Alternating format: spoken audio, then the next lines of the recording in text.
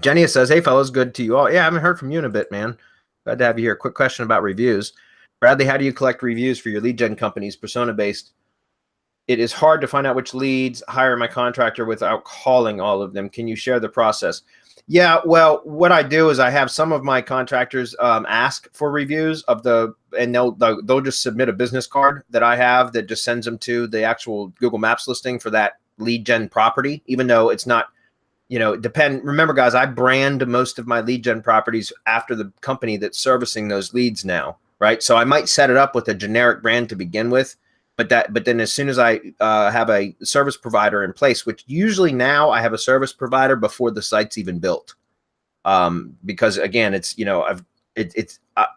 I don't have to. Typically, I'm not going out and creating sites first and then backing into like finding a service provider anymore, because I've got people that call and ask, to have lead gen sites built. So it's a little bit different. If you have something that's all like generic, Jenia, then obviously you'd have to explain to your contractors or to whoever's, I can't assume that they're all contractors, but your lead gen buyers, right? That you could have them submit to their customers something, ask their customers to go leave a review on the site that they found them from, right? And you could provide them with something for that, like a QR code or business cards with QR codes and a URL on it. There's several things that you can do to help facilitate that. That's one way to do it. You can also spam reviews, guys. I mean, look, I'm going to tell you that,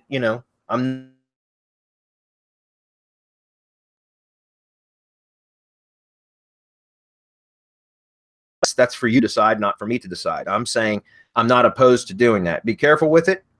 Certainly be careful with it, but you can do that too. And there's some products out there that will allow you to spam reviews kind of in an automated fashion. But remember, you always run the risk of having an account terminated if you are spamming reviews. So just keep that in mind. So you got to be careful about that. Okay. So for me, like I said, I also, because the lead gen properties are all in my, they're my properties. When we get web form submissions, so when somebody submits a contact request form from one of the landing pages, then those get copied to me. And so I will typically follow up with emails via, contact customer emails that came through my lead gen properties. And I'll follow up when I find out from my contractors if the job was completed. If they bid on the job and they got it and they completed the job, then I'll find out whenever I get paid from my contractors. We usually have a brief discussion as to, what leads were successful, which ones weren't, that kind of stuff.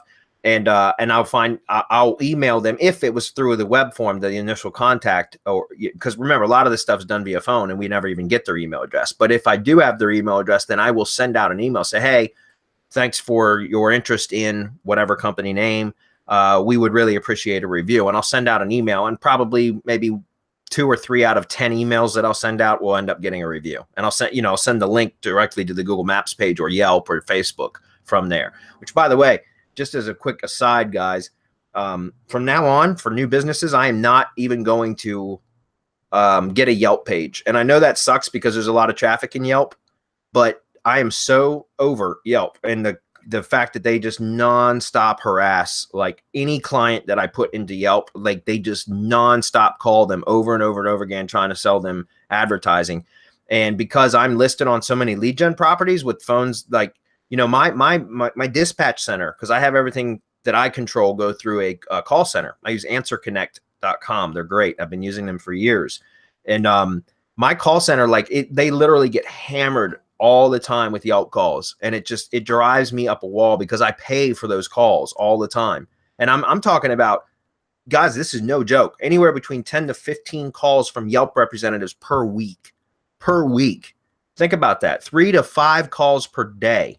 Like, it's insane. It's absolutely insane. I can't stand Yelp. And every single time I end up talking to them, because sometimes I'll see the same Yelp rep call like 6 times in 2 weeks. It's like 3 times a week, and finally I'll call them back and tell them to stop effing spamming my dispatch center. We're not interested. You know what I mean? And it's always the same pitch from them. They always say the same thing. Well, we see that you've got multiple locations and I'm your new Yelp rep. They always say that. I'm your new Yelp rep. And I just want to go over how your listing's not getting as much exposure as it could. It's the same pitch every time. And every time I get mad and tell them, I'm not attacking you personally, but I hate your company and their methods, you know?